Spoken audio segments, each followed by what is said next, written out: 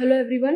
तो हम लोग थर्मोडायनेमिक्स में वर्क एंड हीट के बारे में काफ़ी कुछ कंसेप्चुअल तो सीख चुके हैं। आज हम देखेंगे कि कितना एक्सपेंशन के लिए काम कितना करना पड़ता है। ठीक है, तो देखो इसके लिए अपन सबसे पहले हेडिंग डालेंगे क्या कि प्रसार कार्य, वर्क ऑफ एक्सपेंशन।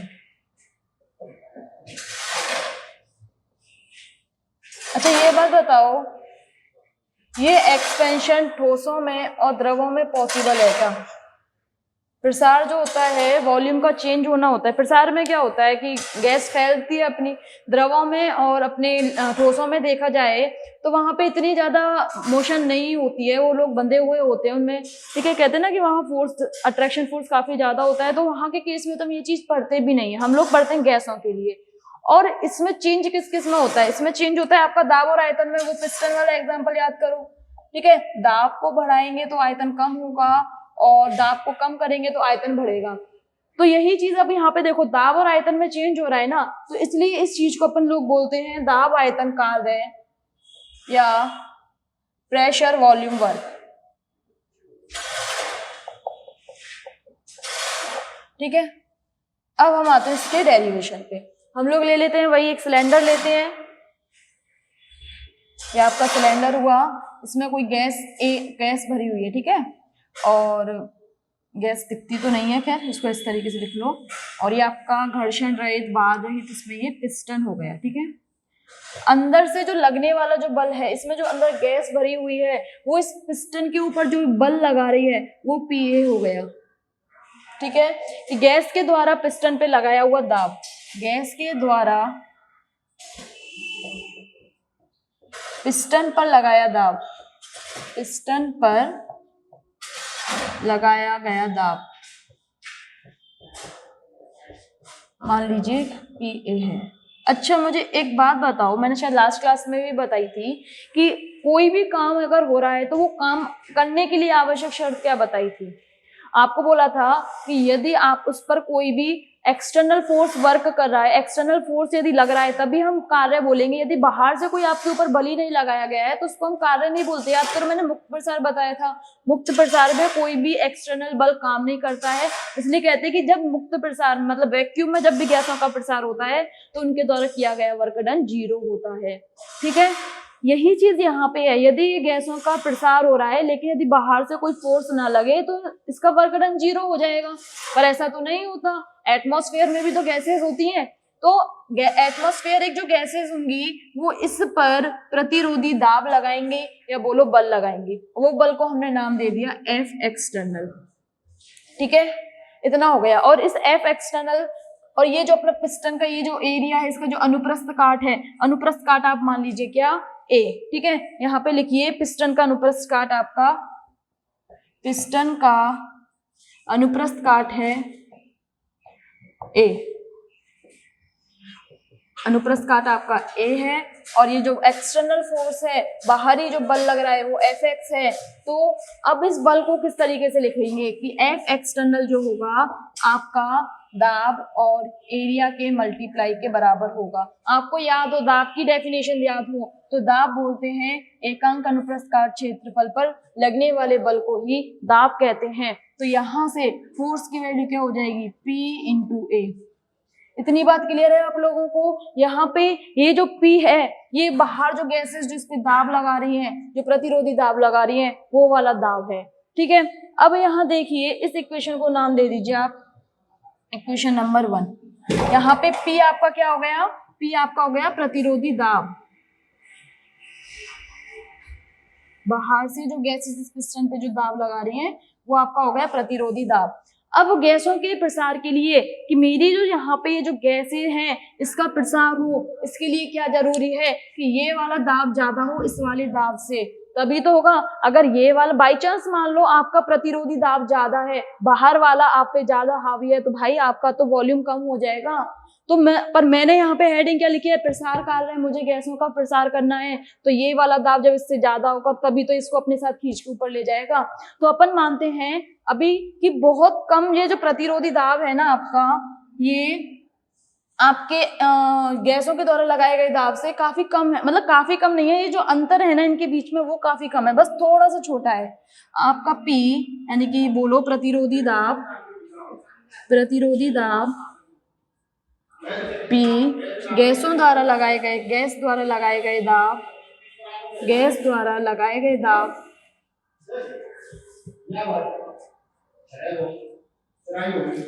PA से अनंत सूक्ष्म कम है, इनफाइनाइटसिमल कम है। अनंत सूक्ष्म कम का मतलब कि बहुत छोटा सा अंतर है, बहुत मामूली सा अंतर है जो आपको दिखेगा भी नहीं, जैसे मतलब दिखता तो है, लाइक आपने रिवर्सिबल प्रोसेस में जो पढ़ा था, ठीक है, उसी तरीके से। तो यहाँ पे यदि मैं देखूं तो जो गैसों का प्रसार अब होने वाला है, गैसों के प्रसार के लिए अब मेरा जो प्रतिरोधी दाब हो जाएगा, जो आप बोल लो नेट या फाइनल जो प्रतिरोधी दाब हो जाएगा वो कितना हो जाएगा आपके पास। अब वो पी दाब को महसूस नहीं करेगा, ये जो पिस्टन है ये पी दाब को महसूस नहीं करेगा, ये कितने दाब को महसूस करेगा, पीए में से आप यदि वो जो छोटा सा मामूली सा अंतर है उसको माइनस कर दो तो वो आपका आएगा क्या, प्रतिरोधी दाब आएगा।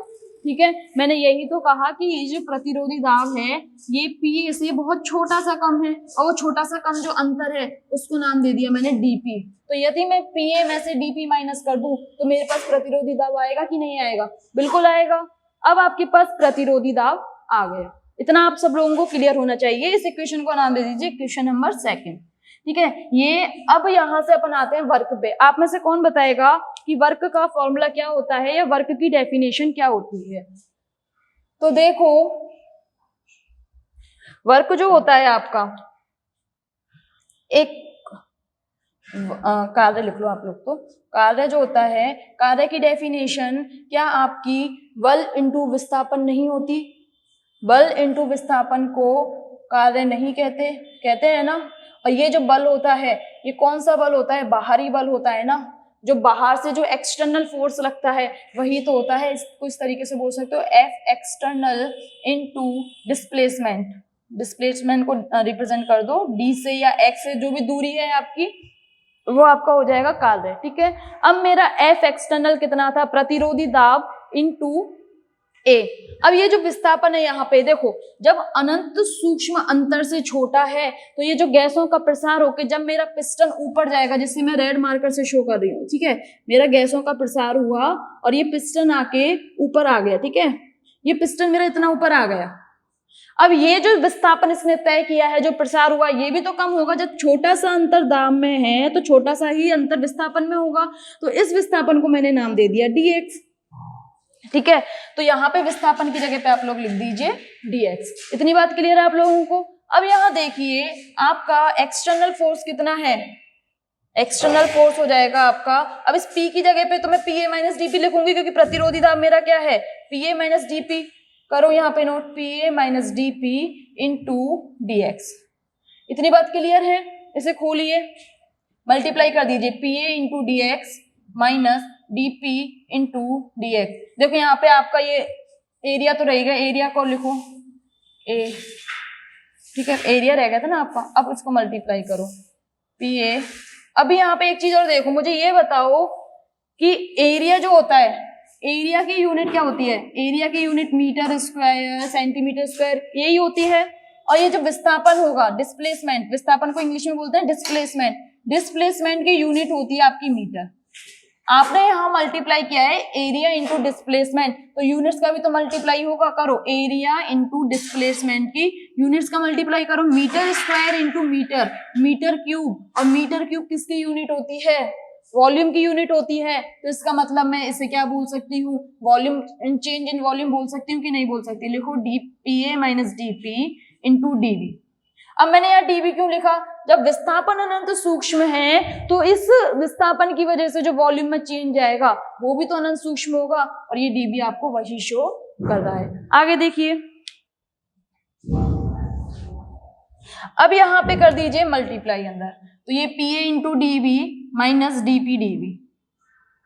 अब इस वाली टर्म को सभी ध्यान से देखेंगे, यहाँ पे मैंने दो अनंत सूक्ष्म वैल्यूज का मल्टीप्लाई किया है, लाइक 0.01 और 0.02 का मैंने मल्टीप्लाई किया है। तो देखो मल्टीप्लाई से मेरे पास आएगा 2,0,0,0 देखो और छोटी हो गई कि नहीं हो गई, बिल्कुल अगर यहाँ पे तो ऐसा तो नहीं है, पर ये नेग्लिजिबल वैल्यू होती है तो इसको मैं नेग्लेक्ट कर सकती हूँ क्योंकि इसका मान बहुत कम हो जाएगा। दो छोटी राशियों का मल्टीप्लाई करते हैं तो मल्टीप्लाई के बाद तो और भी छोटी संख्या में वो बदल जाती है इस तरीके से। अब आपके पास अल्टीमेटली क्या बच गया, PA इंटू DB। इतना आप सब लोगों को क्लियर है। अब आप लोग मुझे बताएं लास्ट क्लास से याद करके कि यदि प्रसार कार्य होता है, गैसों का प्रसार होता है तो साइन पॉजिटिव आता है या नेगेटिव आता है, बताओ। याद करो कि गैसों का प्रसार किस चीज के अंदर रखा था हमने, सिस्टम काम कर रहा है कि सिस्टम पर काम हो रहा है। गैसों के प्रसार के लिए सिस्टम द्वारा काम हो रहा है ना, क्योंकि आपकी गैस आपकी यहाँ पे सिस्टम है और सिस्टम काम कर रहा है तभी तो गैसों का प्रसार हो रहा है। और यदि सिस्टम काम करे तो साइन किसका आता है। अब देखो ये वर्क भी अनंत सूक्ष्म काम हो जाएगा, ये सारी चीजें भी आप DW में कन्वर्ट कर देना, छोटे विस्थापन, छोटा वॉल्यूम, छोटा काम, और यहाँ पे लगा देना -PA इंटू DB। और ये माइनस किस चीज को रिप्रेजेंट कर रहा है कि गैसों का प्रसार हो रहा है। यहाँ तक सब लोगों को सारी चीजें क्लियर होनी चाहिए। ये चीज क्लियर है, इसको इस तरीके से बंद कर लेना, ठीक है। अब आप देखो, ये मानो इस इक्वेशन में काफी सारे केसेस लग सकते हैं। क्या क्या केसेस लग सकते हैं? पहला केस देखो, यदि बाहर से कोई बल ही नहीं लग रहा है, बाहर से कोई दाब ही नहीं लग रहा है, मुक्त प्रसार हो रहा है, तो उस केस में आप लोग बोलोगे कि वर्क डन जो है वो 0 है। देखो मैं आपको केसेस बनवाती हूँ, यहाँ पे 4 केसेस बनेंगे, आप लोग उनको उसी तरीके से नोट डाउन करना, ठीक है। अब ये आपने नोट डाउन किया होगा, मैं इसे यहाँ से साफ करती हूँ। देखो एक बात और यहाँ सीख लो कि ये अनंत सूक्ष्म काम आ गया।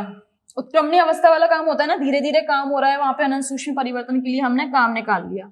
अब ये तो एक छोटे सा काम था ये अपना। यदि मैं इसमें छोटे छोटे सारे कामों को मिलाऊं और मैं देखूं कि ओवरऑल कितना काम हुआ है, उसके लिए मैं इस इक्वेशन का इंटीग्रेशन करती हूँ। आप ध्यान रखना कि इस तरीके से तो हम छोटे छोटे, जैसे होता है ना, जैसे इतना बड़ा पार्ट पे आपको स्टडी करनी है, इतने बड़े पार्ट पे आपको स्टडी करनी है और आपने इसका अनंत सूक्ष्म भाग निकाल लिया, इसके अनंत सूक्ष्म भाग को आपने कैलकुलेट करके रख लिया, वो अनंत सूक्ष्म भाग हो गया आपका ये। अब ये धीरे धीरे प्रसार होके, है ना, अनंत सूक्ष्म इस तरीके से प्रसार होके आपका यहाँ तक पूरी गैस का प्रसार हो जाता है। तो मुझे यदि टोटल प्रसार निकालना है तो मैं इस छोटे वाले अवकलज पार्ट का, इस छोटे वाले वॉल्यूम पार्ट का जो क्या करूंगी, इंटीग्रेशन कर दूंगी, यानी जोड़ दूंगी। इंटीग्रेशन करने से क्या होगा, मुझे इस पूरे का आंसर मिल जाएगा, ठीक है। वही काम है कि एक का निकाल लो और बाकी सबका फिर उसके अकॉर्डिंग निकाल लो, ठीक है। अपन यहां से पूरा काम निकालना चाहें तो किस तरीके से आएगा, देखो जो ओवरऑल वर्क डन हो जाएगा, ओवरऑल वर्क डन के लिए मैं इसका करूंगी इंटीग्रेशन, इंटीग्रेशन का ये साइन होता है और यहाँ पे आ जाएगा minus sign of integration PA into DB। इतनी बात सब लोगों को क्लियर होनी चाहिए। वर्क ऑफ एक्सपेंशन ये आपका चल रहा है। अब यहाँ पे ये लिमिट्स आती है इंटीग्रेशन में, अपर लिमिट और लोअर लिमिट आते हैं। ये अपर और लोअर लिमिट जो होती है, जो आपका वेरिएबल होता है ना, उसी की होती है। आपने माना कि प्रसार से पहले गैसेस का वॉल्यूम जो था वो V1 था और प्रसार के बाद वो गैसेस का वॉल्यूम V2 हो जाता है, तो इनिशियल पॉइंट पे यूनिट लगेगी V1 और अपर इसको बोलते हैं लोअर लिमिट। ये चीजें याद रखना आप लोग, ठीक है, आगे तक काम आएंगी ये चीज। और यहाँ पे जो अंतिम कार्य वाली लिमिट लगाओगे उसको यहाँ पे आ जाएगी वो V2 और इसको बोलते हैं आप लोग अपर लिमिट, ठीक है। सेम यहाँ पे लगा दो। अब यहाँ देखो 4 केसेस आपके पास बनते हैं, वो क्या क्या बनते हैं। पहला केस यहाँ पे लिखना आप लोग कि जब प्रतिरोधी दाब स्थिर हो। पहला केस लिखना जब प्रतिरोधी दाब स्थिर हो, यानी कि प्रतिरोधी दाब में कोई भी चेंज ना आ रहा हो। इस प्रतिरोधी दाब की वैल्यू क्या हो, आपके पास कांस्टेंट हो। जब ये प्रतिरोधी दाब आपका कांस्टेंट होगा, देखो यहाँ पे एक चीज और आप नोट डाउन करना, क्या कि ये मैंने यहाँ पे PA लिख दिया, वो उस केस में लिखा था मैंने कि जब मेरा PA बराबर P था, पहले जब पिस्टन को स्थिर मान लिया था मैंने, तो PA बराबर P होता था, ठीक है। जब मैंने आपको दूसरी कंडीशन यहाँ पे बनाई गैसों के प्रसार के लिए, तब मैंने आपको बोला था कि इसका दाब जो है इसके दाब से कुछ कम है, तो या तो आप यहाँ से P - DP लिख लो, या PA माइनस DP लिख लो, वैल्यू तो सेम ही आएगी ना, क्योंकि यदि दोनों शुरू में 4 4 थे तो जो छोटा सा अंतर जो मैंने बताया है आपको वो 4 में से, इस वाले 4 में से माइनस कर लो या इस वाले 4 में से माइनस कर लो। पर आपके वर्क के फॉर्मूले में ये वाला जो दाब होता है ना, ये होता तो अल्टीमेटली आपका प्रतिरोधी दाब है। तो यहाँ से आप लोग कंफ्यूज भी हो सकते हो, तो आप लोग चाहो तो यहाँ पे आप P भी लिख सकते हो। जब मैंने आपको जो इक्वेशन आपको सिखाई थी ना, कौन सी वाली, कि वर्क जो छोटा सा जो वर्क होता है वो आपका होगा प्रतिरोधी एक्सटर्नल इनटू विस्थापन, और यहाँ पे आपको लिखना था प्रतिरोधी दाब। इसकी वैल्यू होती है प्रतिरोधी दाब इनटू क्षेत्रफल, अनुप्रस्थ काट का क्षेत्रफल, ये तो होता है। तो यहाँ पे मैंने आपको PA माइनस P लिखा था, उसका रीजन आपको समझ में आ गया होगा कि PA माइनस DP क्यों लिखा था मैंने, क्योंकि शुरुआत में जब पिस्टन ऊपर नीचे कहीं भी मूव नहीं कर रहा था, उस कंडीशन में दोनों दाब बराबर थे। प्रसार के लिए ये बस थोड़ा सा कम करा था, तो दोनों ही 4 4 थे, तो किसी में से भी माइनस कर लो, कोई दिक्कत नहीं है। पर अभी आप लोग इनिशियल कंडीशन में हो, आपको ये चीज याद नहीं रहेगी। अगर आपने यहाँ PA लिख दिया तो आपको याद नहीं रहेगा कि ये गैसेस का दाब था कि एक्सटर्नल दाब था। तो आप उस चीज से बचने के लिए सीधे यहाँ पे P माइनस DP भी लिख सकते हो। आप चाहो तो जो नोट डाउन करके आए हो वहां से A को साफ भी कर देना, कोई दिक्कत नहीं है। और आपको ये कंसेप्चुअल चीज याद रहती है तो बहुत ही अच्छी बात है। आगे देखो, यहाँ पे जब प्रतिरोधी दाब मैंने स्थिर कर दिया है, इसका मतलब मैंने P की वैल्यू को कांस्टेंट कर दिया है। P की वैल्यू को कांस्टेंट करने से अब ये मेरा डिफरेंशिएशन इंटीग्रेशन किस तरीके से हो जाएगा, देखो, is equals to minus P sign of integration V1 V2 dV। आपको यदि याद हो, आप लोग इंटीग्रेशन सीखते हो, तो यदि कांस्टेंट होता है आपके पास, तो कांस्टेंट के इंटीग्रेशन में आप लोग बोलते हो कि कांस्टेंट बाहर आ जाता है और बचा हुआ आप इस तरीके से लिखते हो। तो मैंने वही काम तो किया है। और डीवी का जो इंटीग्रेशन होता है, आप लोग साइड में है ना एक पेज पे इस तरीके से आप लोग एक साइड में इस तरीके से बनाओगे, और जहां जहां मैं आपको इंटीग्रेशन लॉग की वैल्यूज को पुट कराऊं उस पेज पे उसको लिखते हुए जाओगे, ठीक है। तो यहाँ पे आप लोग एक चीज नोट डाउन करना कि x की पावर n dx का इंटीग्रेशन आपके पास होता है x n+1 अपॉन n+1, ठीक है। दूसरा इंटीग्रेशन आप लोग नोट डाउन करना, 1 इंटू dx का इंटीग्रेशन होता है x।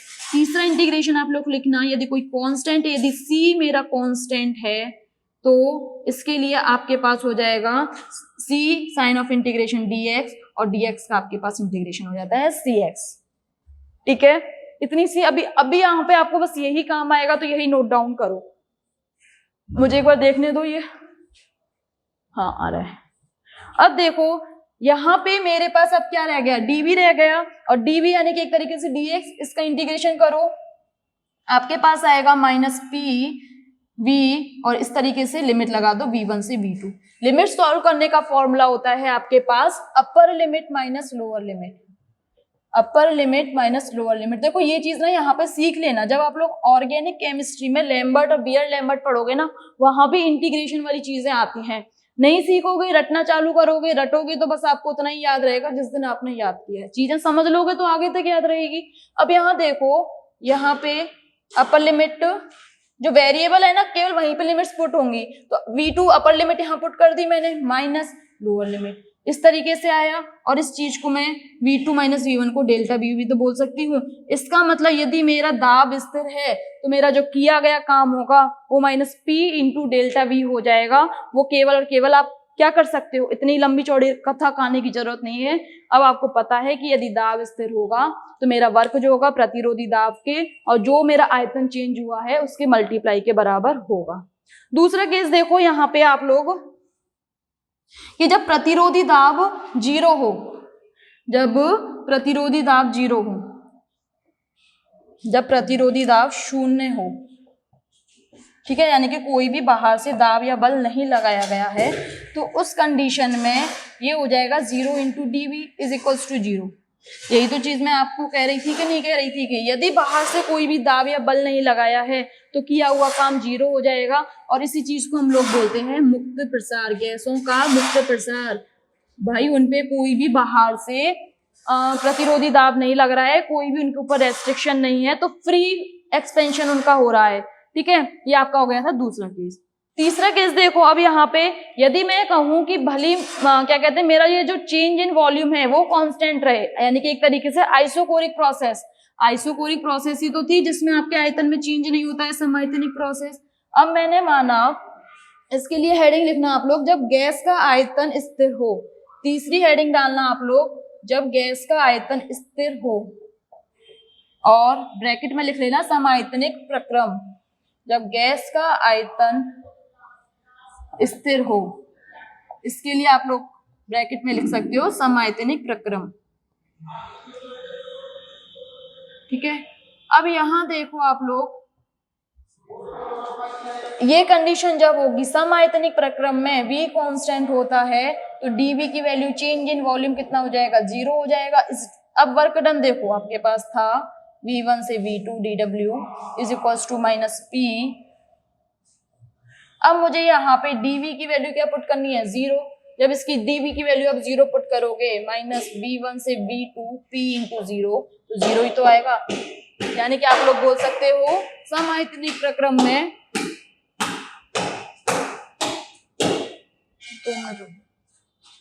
समआयतनिक प्रक्रम में जो वर्क डन होगा आपका क्या होगा, 0 होगा। यानी कि दो चीजें आ गई आप लोगों के पास कि अगर बाहर से दाब ना लगा हुआ हो तब भी वर्क डन 0 होगा, और जब गैसों के आयतन में कोई चेंज ही नहीं हो रहा है तब भी वर्क डन क्या होगा, 0 होगा। अब यदि ये मान लो कि ये मेरा प्रतिरोधी दाब भी बदलता रहे, यानी कि जैसे जैसे वॉल्यूम बदले वैसे वैसे मेरा प्रतिरोधी दाब भी बदले, तो उस कंडीशन में क्या होगा। चौथी हेडिंग आप लोग डालना 4th नंबर पे, कि जब प्रतिरोधी दाब भी परिवर्तित होता है, जब प्रतिरोधी दाब भी परिवर्तित होता है,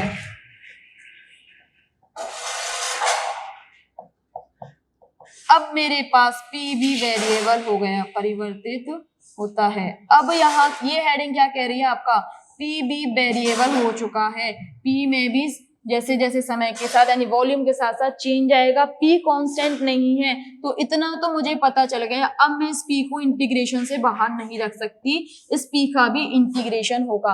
आप याद रखना, अगर आपके पास दो वेरिएबल्स हैं तो इस तरीके से आप इसको सॉल्व नहीं कर सकते इंटीग्रेशन को। आपको P को भी V की फॉर्म में लाना पड़ेगा या V को P की फॉर्म में लाना पड़ेगा, यानी कि ओवरऑल आपको एक ही वेरिएबल में से कन्वर्ट करना पड़ेगा, तब उस वैल्यू को आप यहाँ पुट करोगे और वहां से आप इंटीग्रेशन को सॉल्व करोगे। फॉर एग्जाम्पल, यदि ये गैस आपकी आदर्श गैस होती, PV इक्वल टू nRT, वहां फॉर्मूला लगता है, तो यहाँ से मैं प्रेशर को वॉल्यूम की टर्म्स में कैसे ला सकती हूँ, nRT अपॉन V की टर्म में ला सकती हूँ कि नहीं ला सकती। अब इस वैल्यू को जब यहाँ पुट कर दूंगी मैं, nRT over V into dV, तो अब देखो यहाँ पे ये चीजें जो होती हैं आपकी सारी की सारी वॉल्यूम के टर्म्स में आ गई हैं। इस तरीके से आपको वर्क के सारी चीजें करनी है। ये चीजें आपको मैंने क्यों सिखाई, आगे अपन जितनी भी चीजें करने वाले हैं, चाहे फर्स्ट रूल करें, चाहे एंथैल्पी सीखें, चाहे अपन लोग एंट्रोपी सीखें, चाहे आंतरिक ऊर्जा सीखें, उत्क्रमणीय प्रोसेस यानी समतापी उत्क्रमणीय प्रोसेस है और समतापी प्रक्रम है, तो वहां पे वर्क डन कितना होगा। तो आपको अब याद रहना चाहिए कि एक्सपेंशन का वर्क जो होता है माइनस P इंटू dV होता है। एक्सपेंशन के लिए जो सूक्ष्म काम होता है वो माइनस P इंटू dV होता है। आप वहां बार बार मुझसे नहीं पूछेंगे कि मैम ये माइनस P इंटू dV कहाँ से आया, पूरा एक लेक्चर मैंने आपको इसी पे पढ़ाया है। क्लियर है आप लोगों को। अब यहाँ से आगे अपन लोग कल देखते हैं कि आगे क्या क्या चीजें होंगी यहाँ पे, ठीक है।